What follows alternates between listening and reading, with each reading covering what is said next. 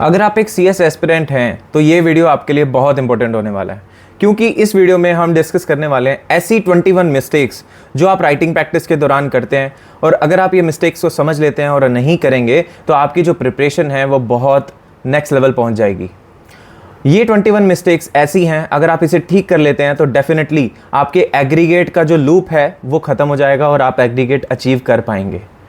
ये वो 21 मिस्टेक्स हैं, अगर आप इसे ठीक कर लेते हैं तो डेफिनेटली बहुत ज़्यादा हाई चांसेस हो जाते हैं कि आप हर सब्जेक्ट में एग्जाम्शन पा सकते हैं। राइटिंग प्रैक्टिस करना कैसे है वो हर एक बात बहुत ज़्यादा डिटेल में हम ऑलरेडी पिछले वीडियो में डिस्कस कर चुके हैं। आप वो जाके वीडियो देख सकते हैं अगर आपने अभी तक वो वीडियो नहीं देखा है तो।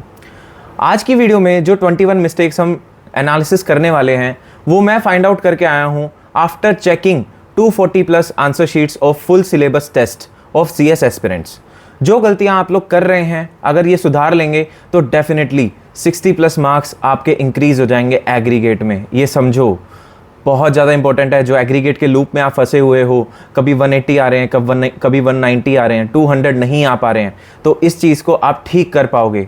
आज की ये 21 मिस्टेक्स डेफिनेटली आपके एग्ज़ाम्स को क्लियर करने में बहुत ज़्यादा हेल्प करने वाली हैं। तो वीडियो एंड तक ज़रूर देखना, एक लाइक कर दो, कमेंट कर दो अगर आपको ये वीडियो अच्छा लगने वाला है। पूरा वीडियो देखना, उसके बाद ही कमेंट करना। आइए वीडियो शुरू करते हैं।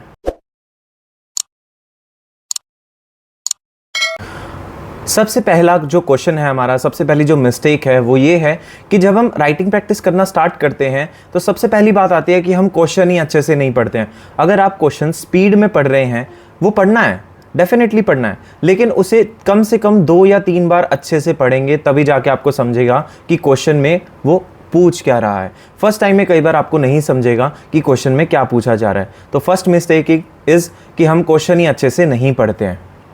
सेकेंड मिस्टेक की अगर हम बात करें तो जब हम आंसर लिखना स्टार्ट करते हैं तो बहुत लंबे लंबे पैराग्राफ्स लिखना स्टार्ट कर देते हैं। हमें ऐसा नहीं करना है, हमें पॉइंटर्स में आंसर लिखने हैं, लंबे लंबे पैराग्राफ्स नहीं लिखने हैं। अवॉइड लॉन्ग पैराग्राफ्स, क्योंकि एग्जामिनर के पास इतना टाइम नहीं होता है कि वो आपके पैराग्राफ्स पढ़ते बैठेगा, राइट। थर्ड मिस्टेक की अगर हम बात करें तो थर्ड मिस्टेक में हमने ये एनालिसिस किया है कि हम कई बार क्या करते हैं कि इररेलेवेंट पॉइंट लिख देते हैं जो कि मैच नहीं कर रहा होता है आपके आंसर से, जो वहाँ पे नहीं फिट बैठ रहा होता है, स्टिल हम वो इररेलेवेंट पॉइंट वहाँ लिख देते हैं ताकि हमारा आंसर जो है वो थोड़ा लॉन्ग दिखे, थोड़ा बल्कि दिखे, ताकि हमें मार्क्स मिल सकें। ऐसा नहीं होता है। ये ICSI के पेपर्स हैं, ये कोई ग्रेजुएशन के पेपर्स नहीं है कि आप कुछ भी लिख के आओगे तो आपको मार्क्स मिल जाएगा। नहीं, आपको रेलेवेंट कॉन्टेंट ही लिखना पड़ेगा। फोर्थ मिस्टेक की अगर हम बात करें तो आप लोग हेडिंग नहीं लिखते हो, क्योंकि जब हम सब पॉइंट्स लिख रहे हैं तो आपको हेडिंग लिखना इंपॉर्टेंट है, राइट। अगर फिफ्थ मिस्टेक की अगर हम बात करें, आप हेडिंग तो लिख देते हो लेकिन रॉन्ग हेडिंग्स लिखते हो। रॉन्ग हेडिंग से मतलब मेरा ये है कि आप मॉड्यूल की हेडिंग्स नहीं लिखते हो। ICSI एक्सपेक्ट करता है कि आप जो सब पॉइंट्स बना रहे हो उसकी जो हेडिंग्स होनी चाहिए या टाइटल्स होने चाहिए तो वो एटलीस्ट मॉड्यूल से मैच करते तो होने चाहिए। ICSI को कैसे पता चलेगा, एग्जामिनर को कैसे पता चलेगा कि आपने मॉड्यूल रीड किया हुआ है। सिक्स्थ अगर हम बात करें, सिक्स्थ मिस्टेक जो है वो ये है कि हम हेडिंग भी लिख देते हैं, हम पॉइंटर्स में भी लिख देते हैं, लेकिन प्रॉब्लम ये आती है कि हम एक्सप्लेनेशन में पता नहीं कुछ भी लिख देते हैं। आपको ऐसा पता नहीं क्यों लगता है कि अगर हम हेडिंग्स लर्न कर लें और हेडिंग्स लिख कर आ जाएं और आगे एक्सप्लेनेशंस में कुछ भी लिख दें तो हमें मार्क्स मिल जाएंगे। ऐसा नहीं होता है। अगर आप एक्सप्लेनेशन भी रॉन्ग लिख रहे हैं या फिर कॉमन लैंग्वेज में लिख रहे हैं तो वो नहीं चलेगा, यहाँ पे आपको मार्क्स नहीं डेडिकेट करेगा एग्जामिनर। सेवन्थ अगर हम बात करें, सेवन्थ मिस्टेक जो आप लोग करते हैं वो ये करते हैं कि एक पॉइंट लिख देते हैं, फिर एक सेकंड पॉइंट डिफरेंट लिख देते हैं, एंड थर्ड में आप सिमिलर पॉइंट दोबारा से लिख देते हैं जो आपने फर्स्ट में लिखा था। तो प्लीज़ सिमिलर पॉइंट्स मत लिखो। एग्जामिनर जो है वो बेवकूफ़ नहीं है, उसको पता चलता है कि आपने सिमिलर पॉइंट्स लिखे हैं, तो प्लीज़ ऐसा ना करें, तब भी आपको मार्क्स नहीं मिलेंगे।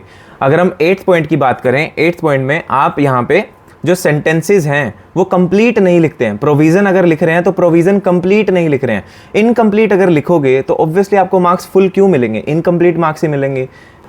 9th मिस्टेक की अगर हम बात करें, जब आप सारे प्रोविजंस लिख लेते हैं तब देखा गया है आपने जो प्रोविज़न लिखे हैं वो ठीक तो हैं, लेकिन आपने लैंग्वेज लेमैन लैंग्वेज लिखी है, which is common person language. आप अगर वहाँ लिखेंगे, लीगल लैंग्वेज नहीं लिखेंगे, लीगल इंग्लिश नहीं लिखेंगे, ग्रामेटिकल मिस्टेक्स करेंगे, लीगल इंग्लिश नहीं लिखेंगे, तो डेफिनेटली आपको वहाँ मार्क्स नहीं मिलने वाले हैं। 10th अगर हम बात करें तो आप लोग क्वेश्चन पढ़ तो लेते हैं लेकिन आप उसे अंडरस्टैंड ही अच्छे से नहीं कर पाते हैं। अगर आप क्वेश्चन को मिस इंटरप्रेट करेंगे तो डेफिनेटली जो आपका आंसर होगा वो भी रॉन्ग होगा, क्योंकि आपने क्वेश्चन को ही समझने में गलती कर दी, तो आपका आंसर करेक्ट कैसे हो सकता है।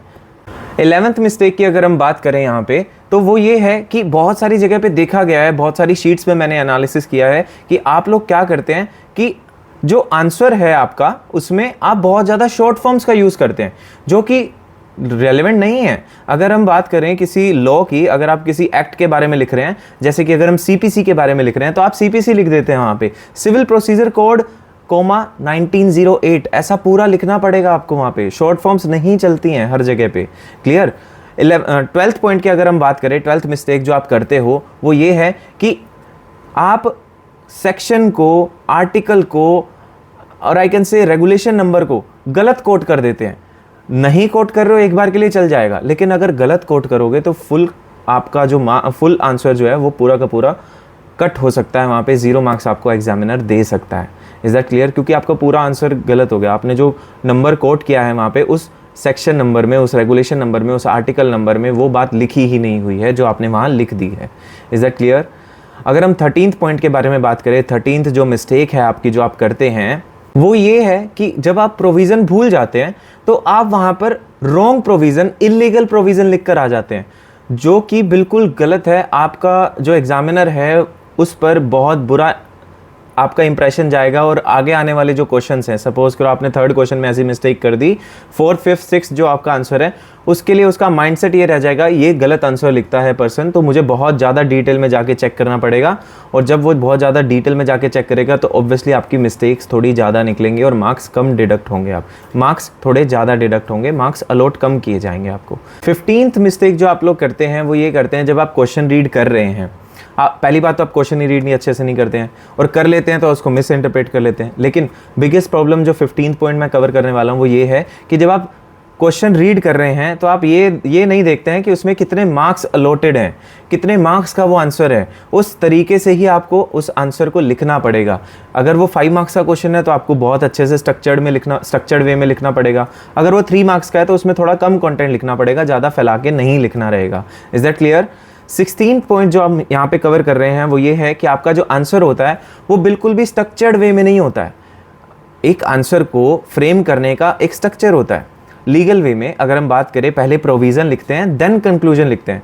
बहुत सारी जगह पे देखा गया है कि आप लोग क्या कर रहे हैं, पहले ही कंक्लूजन लिख दे रहे हैं, तो वो बहुत बड़ी मिस्टेक है जिसकी वजह से आपके मार्क्स डिडक्ट हो सकते हैं। 17 मिस्टेक की अगर हम बात करें, आप लोग जो केस लॉ को मेंशन करते हैं, पहली बात तो बहुत सारे स्टूडेंट्स यहाँ पे केस लॉ को मेंशन ही नहीं करते हैं। अगर आप केस लॉ मेंशन कर रहे हैं, बहुत सारी जगह पे ये देखा गया है कि आप लोग कुछ भी इररिलेवेंट नेम बनाकर मेंशन कर दे रहे हैं।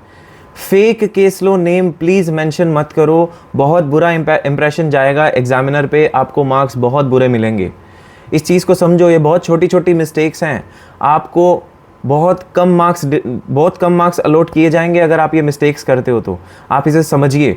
ये जो 18th पॉइंट है इसमें मैं ये बताना चाह रहा हूँ, आप जो मिस्टेक करते हो वो ये है कि जो आप केस लॉज लिख रहे हो, आप नेम मेंशन कर रहे हो, लेकिन वहाँ पे बहुत ज़्यादा डिटेलिंग में मत जाओ। राइट? जो आप बहुत ज़्यादा डिटेलिंग में जा रहे हो, वहाँ पे एक रीजनिंग दे रहे हो, वहाँ पे सिर्फ आपको उस केस लॉ का कंक्लूजन लिखना है। ओके, उसके अलावा कुछ नहीं, ज़्यादा फैक्ट्स नहीं लिखने हैं उस केस लॉ के जो आप केस लॉ नेम मेंशन कर रहे हो। Is that clear? 19th जो आप प्रॉब्लम जो आपको फेस होती है, 19 जो आप मिस्टेक करते हो वो ये होता है कि आप एक्स्ट्रा स्पेसिंग कर देते हो या फिर बिल्कुल भी स्पेस नहीं छोड़ते हो, या तो 2 लाइन्स का गैप दे देते हो या फिर एक भी लाइन का गैप नहीं देते हो हर पैराग्राफ के बाद, हर पॉइंटर के बाद। राइट? अगर हम नेक्स्ट मिस्टेक की बात करें, 20th मिस्टेक की बात, जो हम कंक्लूजन की बात करने लगे हैं, लास्ट में जो आप कंक्लूजन लिखते हो वो आप बिल्कुल भी अच्छे से नहीं लिखते हो। कैसा मैं बोल रहा हूँ? या तो आप बिल्कुल छोटा सा कंक्लूजन लिख दोगे, बिल्कुल भी डिटेलिंग नहीं दोगे उसकी, आपको वहाँ पे provision based, situation based conclusion पूरा लिखना पड़ेगा, अच्छे से लिखना पड़ेगा। 21st मिस्टेक जो आप लोग करते हैं राइटिंग प्रैक्टिस में वो ये है कि आप जो कंक्लूजन भी मेंशन करते हो वो भी सेपरेट पॉइंटर्स में मेंशन नहीं करते हो, बहुत ज़्यादा लंबे पैराग्राफ में मेंशन कर देते हो, जिससे कंक्लूजन समझ नहीं आता है। या फिर अगर आप कंक्लूजन सेपरेटली मेंशन ही नहीं करते हो, आप प्रोविज़न में ही कंक्लूजन को डाल देते हो, प्रोविज़न में ही केस स्टडी को डाल देते हो, क्वेश्चन को डाल देते हो। तो ये थी 21 मिस्टेक्स ऐसी, अगर आप ठीक कर लेते हो तो डेफिनेटली आपको एक्स्ट्रा मार्क्स मिलेंगे और आप जो एग्रीगेट के लूप में फंसे हुए हो वो लूप में से बाहर आ जाओगे और आपको डेफिनेटली मार्क्स, क्लियरिंग मार्क्स मिल जाएंगे और आपको आपके रिजल्ट में पास लिखा हुआ ज़रूर दिखेगा। इज़ दैट क्लियर यारों? आपको कुछ भी डाउट आया है इस पूरे के पूरे वीडियो में, प्लीज़ एक कमेंट कर दीजिए। आपको नेक्स्ट वीडियो किस टॉपिक पे चाहिए प्लीज़ उसके बारे में भी कमेंट कर सकते हैं। आपने अगर कुछ और सेपरेट क्वेश्चन पूछना है तो भी आप कमेंट कर सकते हैं, और आपको कुछ अच्छा लगा है इस वीडियो के बारे में तो आप वो भी कमेंट में लिख सकते हैं। This is Sahil Arora, a qualified company secretary, signing off from this video. मिलते हैं नेक्स्ट वीडियो में। Thank you so much. Like कर दीजिए एंड सब्सक्राइब कर दीजिए।